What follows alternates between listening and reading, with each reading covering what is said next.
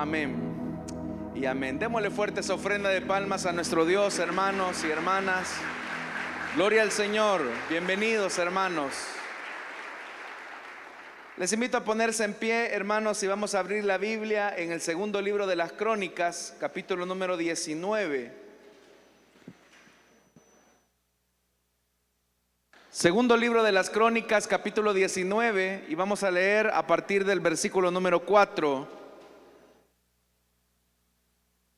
Si lo tienen, dicen amén, hermanos. Segundo libro de las Crónicas, capítulo 19, versículo número 4. La palabra de Dios nos dice: Josafat se estableció en Jerusalén, pero volvió a visitar al pueblo desde Beerseba hasta los montes de Efraín, para hacerlo volver al Señor, Dios de sus antepasados. En cada una de sus ciudades fortificadas de Judá, nombró jueces y les advirtió: tengan mucho cuidado con lo que hacen, pues su autoridad no proviene de un hombre, sino del Señor, que estará con ustedes cuando impartan justicia. Por eso, teman al Señor y tengan cuidado con lo que hacen, porque el Señor nuestro Dios no admite la injusticia, ni la parcialidad, ni el soborno. Amén. Hasta ahí dejamos la lectura, hermanos. Tengan la bondad de sentarse, por favor, esta mañana. Hermanos, ¿qué ideas se nos vienen a la mente cuando escuchamos la palabra autoridad? Para algunas personas, la autoridad es el derecho de dominar a otras personas por su posición. Hay personas que creen que la autoridad les da un poder sobre las personas para hacer que otros hagan lo que ellos esperan. Y en realidad la autoridad lleva implícito el elemento del poder. Para otras personas, la autoridad es aquella que les permite ejercer su título y su posición, y así garantizar la estabilidad de sus decisiones. Si una persona tiene una posición, un título, el que sea, eso le permite manejar las acciones dentro de una jurisdicción establecida y de alguna manera hacer valer su voz. Otros lamentablemente confunden también la autoridad con caudillismo y servilismo. Confunden muchas veces el liderazgo con el caudillismo, el servicio con el servilismo. Por esa razón es que también nos faltarán algunos que vean la autoridad como algo malo y perverso del corazón de los hombres. Pero en realidad, hermanos y hermanas, la autoridad como tal es un don de Dios para los hombres. En realidad, Dios es la fuente de toda autoridad. El libro de Romanos, o la carta a los Romanos, lo explica de mejor forma cuando en el capítulo 13 dice: sométanse todas las personas a las autoridades que gobiernan, porque no hay autoridad sino de Dios, y las que existen por Dios son constituidas. Entonces vea usted, hermano y hermana, que la autoridad, el origen, la fuente de la autoridad es de Dios. Y eso claramente también el Señor Jesús se lo dejó ver a Pilato cuando estaba siendo juzgado, y le dijo: ninguna autoridad tendrías contra mí si no fuese recibida de arriba. Tú no podrías ejercer tu poder y tu dominio, tu veredicto, si antes no hubieses recibido esa autoridad de la fuente de toda autoridad, que es el Señor. Entonces, si algo proviene del Señor, como lo es la autoridad, entonces ¿por qué eso se tiene que convertir en algo malo?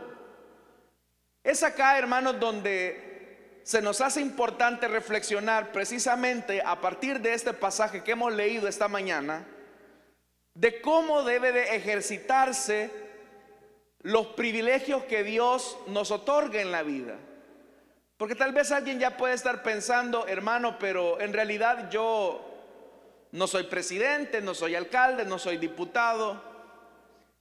Probablemente quizás usted pueda decir, yo ni siquiera soy líder o soy supervisor o coordinador de algún privilegio, no soy pastor. Pero en realidad, hermanos, a fuerza de ser honestos, todos en alguna medida ejercitamos el privilegio de la autoridad. Eso puede ser incluso en el seno más íntimo de la familia. El que es padre de familia, la esposa, los hijos, también pueden ejercer algún tipo de autoridad delegada. Y debemos de aprender a entender cómo debe de ser ejercitada la autoridad en las relaciones que establecemos con otras personas.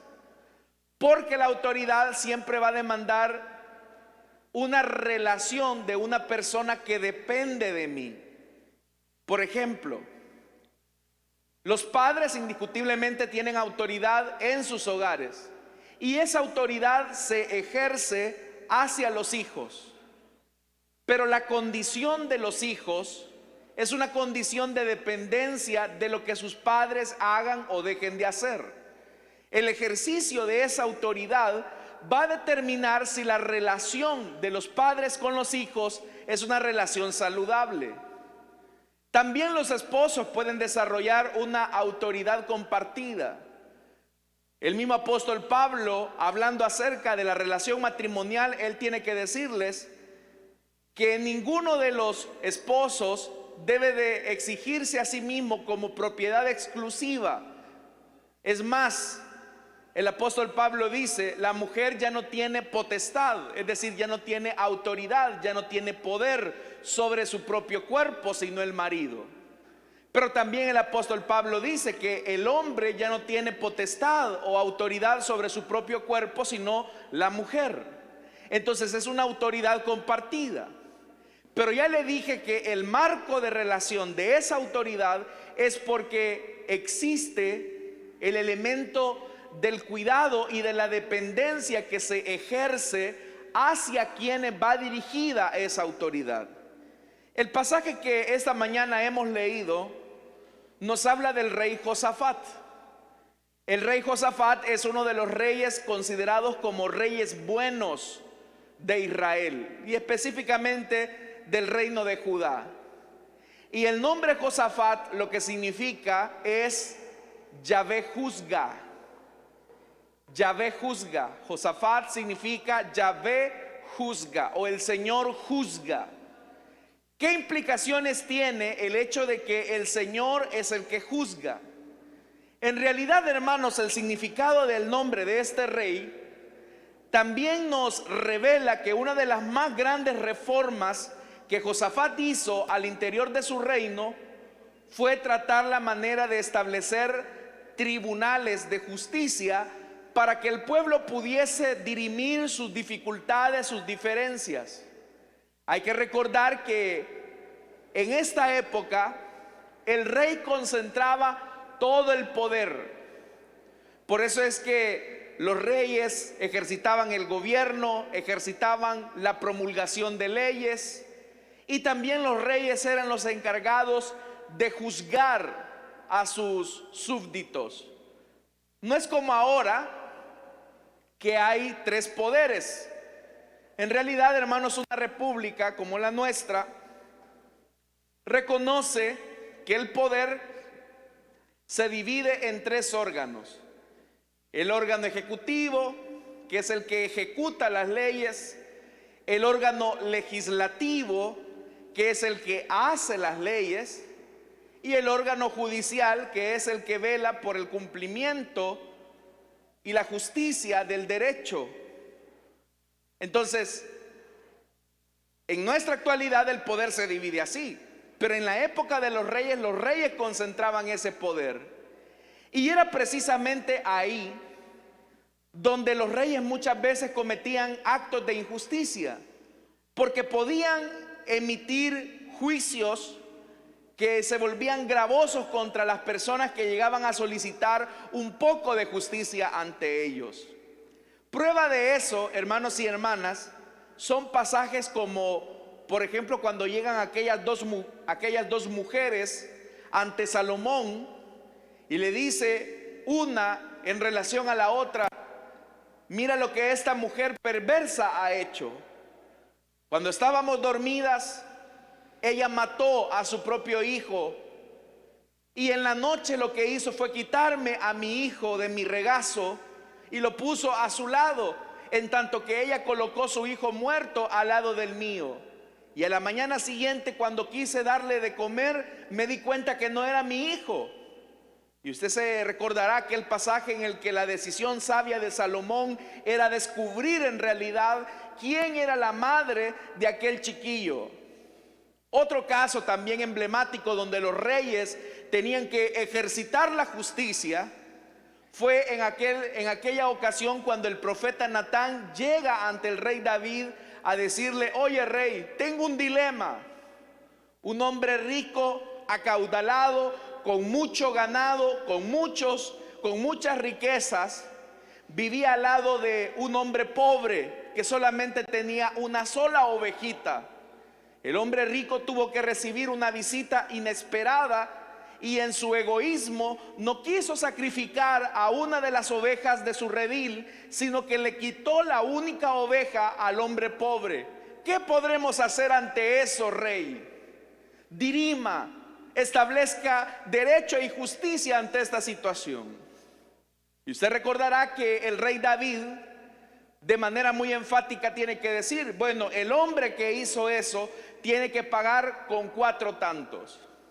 Usted puede notar ahí claramente que el rey David la está haciendo, al igual que su hijo, o su nieto más bien, su hijo Salomón, siglos después, como juez, porque los reyes tenían la responsabilidad de juzgar los problemas y las dificultades que se daban al interior de sus reinos. Josafat era un rey que entonces promulgó un sistema de reforma que estableció los primeros tribunales en Israel, de tal manera que Josafat comenzó a colocar tribunales de justicia en cada una de las ciudades donde iba. Eso fue lo que encontramos en el versículo 4 cuando leímos esta mañana. Josafat dice: se estableció en Jerusalén, pero volvió a visitar al pueblo desde Berseba hasta los montes de Efraín, para hacerlo volver al Señor, Dios de sus antepasados. La única manera en que Josafat encontró, la única forma en que Josafat encontró para que el pueblo regresara en obediencia a Dios, va a ser a través de la enseñanza de lo que es justo. Por eso es que dice que el versículo 5: en cada una de las ciudades fortificadas de Judá nombró jueces. Las primeras reformas judiciales al interior de Israel, los primeros tribunales de justicia civil al interior de Israel, fue una iniciativa del rey Josafat, haciendo precisamente alusión a su nombre, que significa Yahvé juzga, o el Señor juzga. Por eso es que en otras ocasiones también yo les he dicho a ustedes, hermanos, que el significado de los nombres en la Biblia en realidad revela el carácter de una persona. El nombre Josafat, ya lo dije, significa el Señor juzga. Y siendo que es el Señor el que juzga, ahora Josafat se ve en la necesidad de crear los primeros tribunales de justicia al interior de Israel. Lo que ahora Josafat va a hacer entonces es delegar un poco de autoridad sobre estos tribunales de justicia. Y esa autoridad la va a delegar en jueces que van a tener una pequeña fracción de poder que Josafat tenía como rey. Entonces vea lo que dice la Biblia: en cada una de las ciudades fortificadas de Judá nombró jueces. Pero antes de darle esta cuota de poder a los nuevos jueces, Josafat les hace una advertencia. Y esa es la advertencia que ahora el Señor nos hace esta mañana cuando recibimos alguna cuota de autoridad. Vea la advertencia. Esa advertencia se encuentra en el versículo 6. Número 1. Tengan mucho cuidado con lo que hacen. La primera advertencia es: tengan mucho cuidado con lo que hacen. Y eso, hermanos y hermanas, ya nos coloca a nosotros en un nuevo punto de partida. Porque el auténtico ejercicio de la autoridad, la verdadera solvencia de autoridad, solamente es posible cuando somos coherentes con lo que demandamos de las personas a las que estamos dirigiendo. ¿Se imagina que de repente un padre de familia tenga que decirle a su hijo: hijo, sé responsable con tus tareas? Hija, trata la manera de entregar tus actividades académicas a tiempo. Y lo que usted le está diciendo a su hijo, lo está diciendo desde su posición de autoridad. Pero si su hijo o su hija comienza a notar que usted es un irresponsable con sus cuotas pendientes de recibos, de facturas, ahí le están llamando los del banco diciéndole: oiga, señor, tiene que pagar, trate la manera de abonar. Si su hijo se da cuenta que usted es una persona que no entrega sus actividades laborales, sino que las va acumulando, usted le puede decir a su hijo que haga algo que usted no está haciendo. Lo mismo ocurre también en aquellos que ejercitamos autoridad o poder en alguna posición de privilegio. ¿Cómo yo les puedo decir a ustedes, hermanos y hermanas: hermanos, ayunen, oren, busquen del Señor, y yo no lo estoy haciendo? ¿Cómo yo le puedo decir a una persona: hermanos, vengamos a la iglesia entre semana, vengamos a la iglesia el domingo, tratemos de buscar al Señor, y yo vengo a aparecer cada 15 días? ¿Con qué solvencia le voy a pedir yo a mi gente que haga algo que yo no estoy haciendo? Entonces vea, si queremos ejercitar autoridad sobre aquellas personas a quienes el Señor nos ha delegado la responsabilidad de cuidar, debemos de tener cuidado con lo que hacemos. Porque lo que hacemos o dejamos de hacer nos acredita y nos da solvencia para pretender dirigir a otros. Piense por un momento en esto. Piense en un pastor que le comience a decir a los maridos, a las mujeres: séanle fieles a sus esposas, amen a sus esposas, cuiden sus hogares. Y yo voy ya por mi tercer o cuarto matrimonio. ¿Con qué solvencia voy a decir eso yo? Si lo que yo digo no es coherente con lo que yo hago. Y por eso es que el Señor dice: sean cuidadosos con su autoridad. Tengan cuidado, porque a partir de este momento yo les delego a ustedes una cuota de autoridad. Pero eso sí, para hacer buen uso de esa autoridad, aprendan a cuidar y a vigilar sus acciones. Porque una cosa es que le digamos a la gente lo que debe de hacer, pero la gente no va a ver tanto nuestras palabras, sino que van a ser más atraídos a nuestras acciones.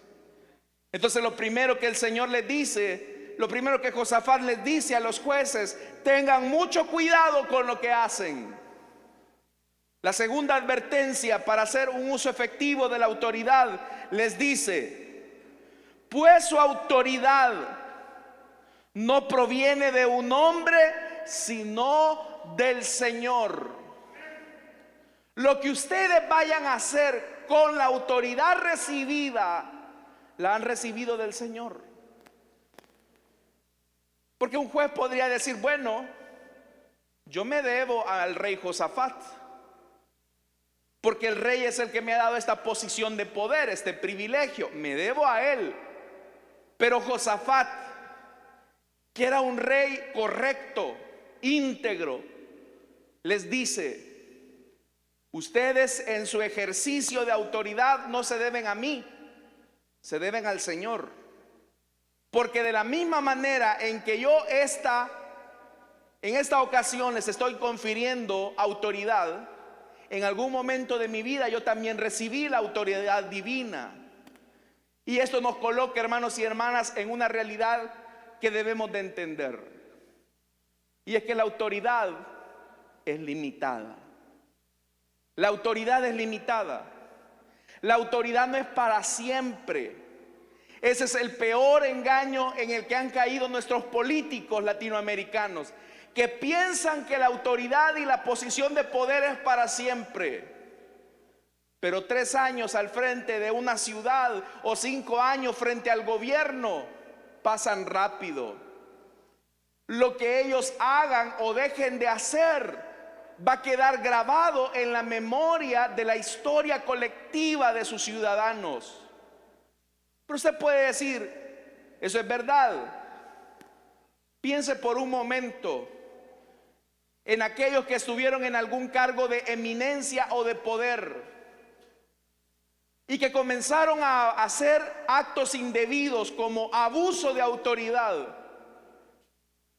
Cuando ellos lo estaban haciendo, ellos creían que iban a ser eternos en el cargo. Ellos creían que iban a poder sobornar a los jueces, a los auditores, pero esa posición pasó. Hoy en la historia de nuestro país ya tenemos a un presidente que ha sido juzgado y condenado a prisión. Si usted le hubiese preguntado a esta persona: oiga, ¿y lo que hizo? ¿Nunca pensó que en algún momento las cosas se iban a quebrar al punto que usted, de ser tratado como el excelentísimo señor presidente de la República, ahora iba a tener que pasar tras las rejas en el penal? Seguramente quizás la respuesta de esta persona hace años atrás hubiese sido no. Pero eso, hermanos, es en el ámbito político. ¿Qué decir de nuestro ejercicio de autoridad en nuestra familia? Lo que usted haga con su posición de poder, con su esposa, con sus hijos, va a dejar huellas significativas por el resto de la vida. Sus hijos se darán cuenta si usted fue un padre comprensivo, amoroso, tolerante, o si fue un tirano, un autócrata. Sus hijos también sabrán si usted tuvo una actitud positiva hacia ellos de humildad. Por eso, hermanos y hermanas, tomando en cuenta esto, que el uso de la autoridad es por tiempo limitado, el Señor Jesús les dijo algo a sus discípulos. ¿Saben ustedes? Les digo que los gobernantes de las naciones se enseñorean de ellas, y los que son grandes ejercen sobre ellas potestad. Esa es la rutina del ejercicio del poder entre aquellos que no me conocen. Pero Jesús va más allá y les dice: mas ustedes que me conocen, mas entre vosotros no será así, sino que el que quiera ser el primero, el que quiera hacerse grande en medio de ustedes, tendrá que hacerse el servidor de todos. Y él mismo se coloca a sí mismo como ejemplo, porque el Hijo del Hombre no vino para ser servidos, sino para servir y dar su vida por rescate de muchos. Entonces, ¿cuál es el sentido de la autoridad? El sentido de la autoridad es la protección, la seguridad al que depende de mí. El que ha recibido una posición de autoridad es aquel que es consciente que tiene un compromiso de cuidado hacia quienes dependen de él. Si viéramos la autoridad como una oportunidad de servicio, ninguna de las personas que ejercemos el poder en alguna medida, abusaríamos de él. Por eso es que Josafat les dice: entiendan que su autoridad no proviene de los hombres, sino que proviene del Señor. Y vea, nuestro Dios, dice Josafat, que es la fuente de toda autoridad. Oiga lo que dice: Él estará con ustedes cuando impartan justicia. Significa que Dios está en todos los juzgados del mundo, y Él simplemente va recordando las decisiones justas e injustas que comete un juez. Porque llegará un momento en que todos los jueces de este mundo tendrán que comparecer ante el juez eterno, a quien no podrán sobornar nunca. Dios no se queda impávido ante la injusticia. Pero también quiero decirle algo: Dios es consciente de cada injusticia que se comete al interior de la familia. Dios es consciente de cada injusticia que incluso se pueda cometer adentro de la obra de Dios. Dios es consciente de cómo cada persona con una posición de autoridad o de preeminencia actúa con los más pequeños. Dios es consciente. Porque todo lo que hacemos con esa autoridad recibida, tendremos que dar cuenta un día ante el juez eterno del universo. Si usted cree que Dios lo ha colocado al frente de esa célula para enseñorearse y hacerse sentir, si usted cree que ha sido colocado al frente de ese sector, de esa zona, de la iglesia, para hacerse sentir, o si usted cree que Dios lo ha colocado al frente de ese privilegio para hacerse sentir, hacerse notar, desde ya le digo, va por mal camino. Porque lo que hagas, de cada decisión que tomes con el uso de la autoridad que Dios te ha dado, tendrás que dar cuenta al Señor Dios del universo. Entonces, por eso es que dice la Biblia: oigan, el Señor estará con ustedes cuando impartan justicia. Entonces, ¿qué debo de hacer para no abusar de la autoridad? ¿Qué debo de hacer para no convertirme en un tirano, en un injusto, en un déspota? Porque hay gente, hermanos, que cuando le dan una pequeña posición de privilegio, se le sube el humo a la cabeza. Entonces, ¿qué hay que hacer para no ser un déspota? ¿Qué hay que hacer para tener una actitud de servicio, de protección y de cuidado hacia los demás?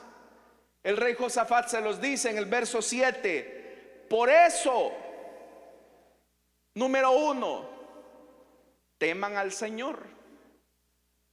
Si la autoridad que han recibido viene de Él, témanlo, a quien es la fuente de toda autoridad. Teman al Señor. ¿Y qué significa un temor hacia el Señor? Que de cada acción u omisión yo voy a tener que dar cuentas a Dios. Tal vez en su trabajo se puede cometer una injusticia, pero Dios no la olvida. Tal vez al interior de su familia se pudo cometer algún agravio, pero Dios no lo olvida. Porque la Biblia dice que aún nos podemos ir a lo más alto de la montaña y el Señor ahí estará. Nos podemos ir a lo más profundo del mar y el Señor ahí estará. Nada se esconde de la mirada perfecta de nuestro buen Dios. Todas las cosas están reveladas a Él. Entonces, antídoto número 1 para no ser un déspota, para no ser un tirano: recuerde que todo está a la vista del Señor. Teman al Señor. Es lo primero que les dice a los jueces. Ay, hermano, si los magistrados, si los jueces, si los alcaldes, si los presidentes de las repúblicas se dieran cuenta de esto, pensarían dos veces antes de hacer las atrocidades que hacen muchas veces. Entonces vea, por eso teman al Señor.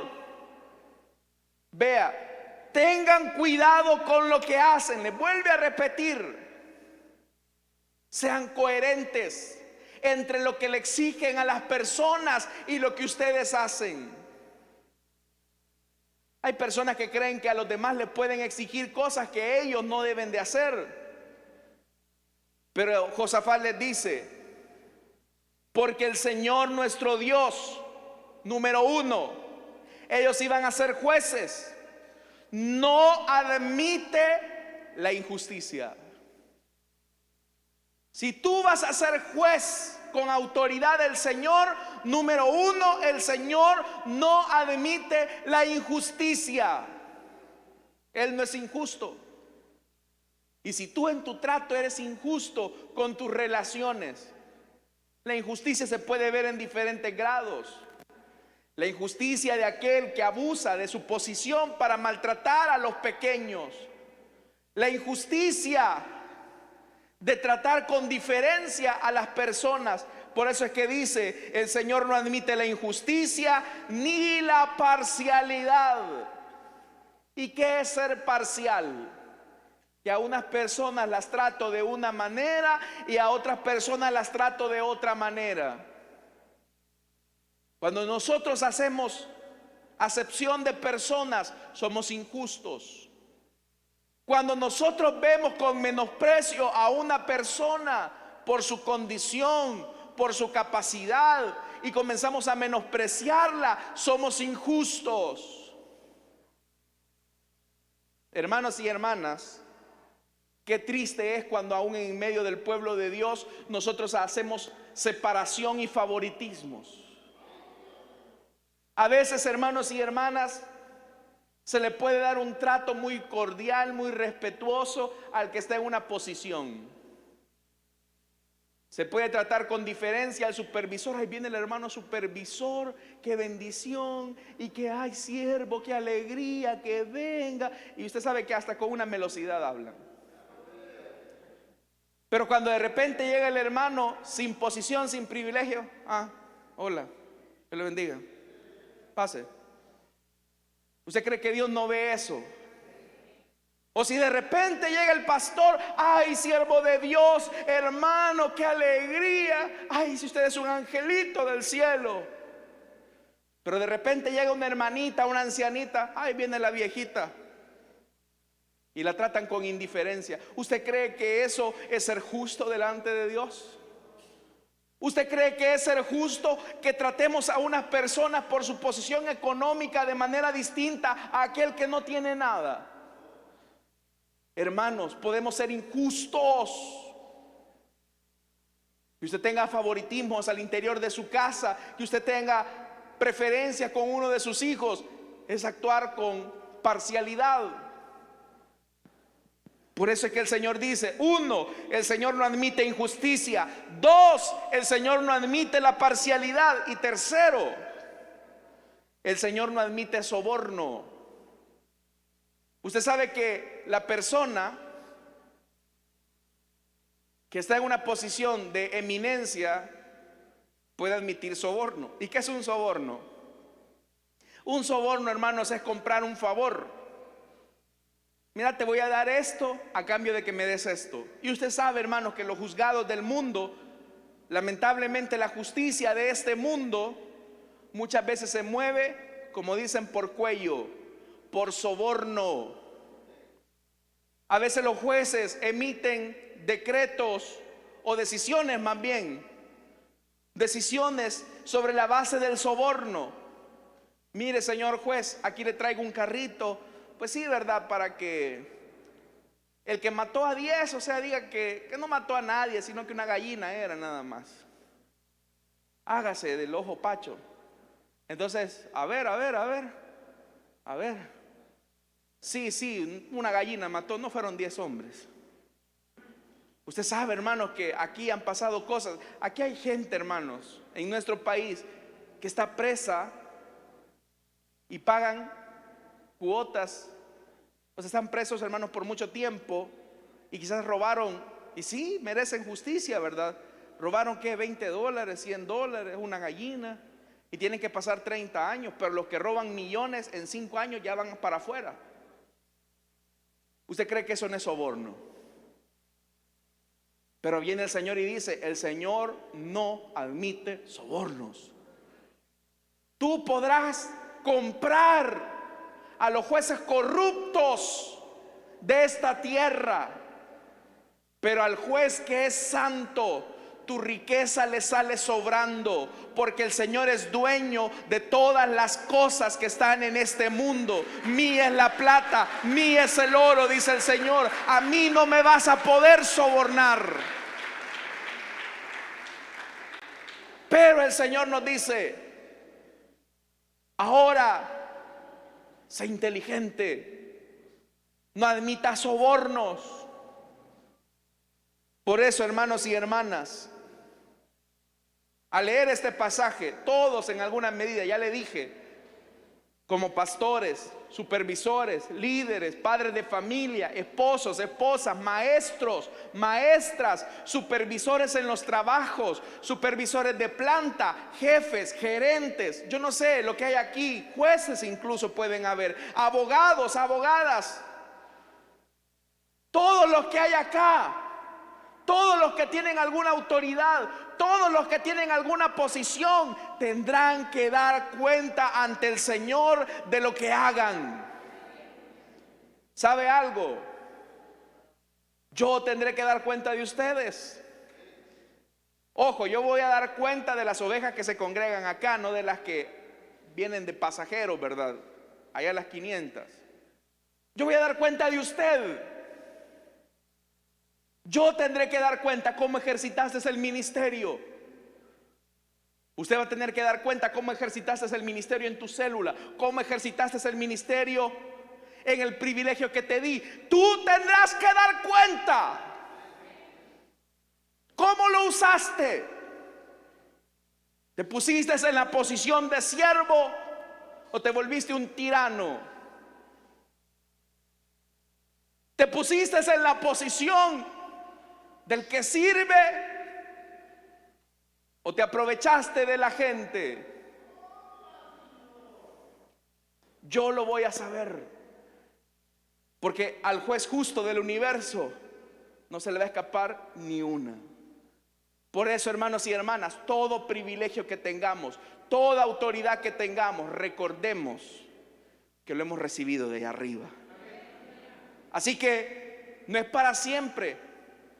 No siempre yo voy a ser su pastor. Algún día yo ya no voy a estar, vendrá otro. Pero lo que yo haga, de lo que yo haga, tendré que dar cuentas al Señor. No siempre va a ser usted papá y mamá. Algún día se va a morir y tendrá que dar cuenta al Señor. No siempre va a ser supervisor, no siempre va a ser coordinador, no siempre va a ser líder. Algún día los privilegios, las posiciones se acabarán, pasarán, y tendrá que dar cuenta de lo que usted hizo. Por eso tenemos que ser responsables y tener una actitud de servicio. Y lo más fundamental, no podemos exigirle a una persona algo que nosotros no estamos haciendo. Amén, hermanos. Que Dios nos ayude, porque toda autoridad proviene del Señor. Vamos a cerrar nuestros ojos, hermanos, vamos a orar.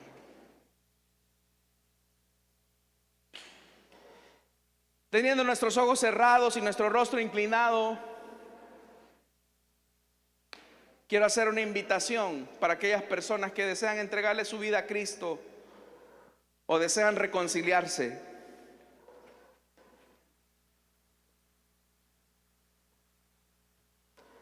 Si esta mañana hay alguien que desea rendirle su vida a Jesús o desea reconciliarse, puede ponerse en pie. Yo sé que el Señor nos ha hablado a nosotros como iglesia para ejercitar sabiamente la autoridad. Pero algo que es importante y que hemos mencionado es que algún día tendremos que comparecer ante el juez justo del universo. Y tendremos que dar cuenta de cada decisión que tomemos en la vida. Y la decisión más importante que podremos tomar en esta vida es si creímos en Jesús o le rechazamos. ¿Hay alguien esta mañana que desea entregarle su vida a Cristo o desea reconciliarse? Puede ponerse en pie. Vamos a orar por usted.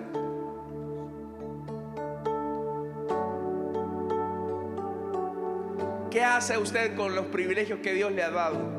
¿Qué hace usted con la autoridad delegada? Recuerde que no es para siempre. Recuerde que no es una autoridad absoluta. Ninguno tiene una autoridad absoluta.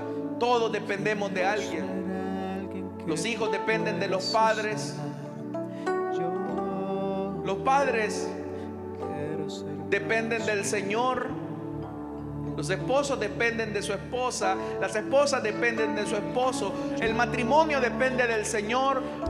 Los líderes, los supervisores, los anfitriones dependen de su pastor. Los pastores dependen de un pastor principal. Los pastores pertenecen y dependen de una directiva de ancianos, de un pastor general. La iglesia, la misión depende del Señor. Es una orden de autoridad. El punto es qué hacemos con esa autoridad recibida. Lo que hacemos o dejemos de hacer, tendremos que dar cuenta al Señor de nuestras decisiones. Que Dios nos ayude. Padre que estás en los cielos, gracias te damos, Señor, esta mañana por la bendición y la oportunidad que tú nos das de estar delante de ti. Señor, de todo lo que hacemos o dejemos de hacer con nuestra autoridad, tendremos que dar cuenta a ti. Por eso quiero pedirte, Señor, esta mañana que nos ayudes a ser responsables, entendiendo que nuestra posición es de servicio, de cuidado, de protección hacia quienes dependen de nosotros. Ayúdanos a no ser abusivos. Ayúdanos a no ser déspotas. Ayúdanos, Señor, a no ser tiranos, sino a tener una actitud de servicio hacia los demás, entendiendo que de cada cosa que hacemos tendremos que dar cuenta a ti. Bendito Dios, gracias, porque tú eres nuestro referente, tú eres la fuente de autoridad y en ti confiamos. En Cristo Jesús, Señor nuestro, gracias por tu bendición. En el nombre de Jesús, amén y amén. Damos fuerte esa ofrenda de palmas a nuestro Dios, hermanos, por todo lo que Él hace. Amén, hermanos.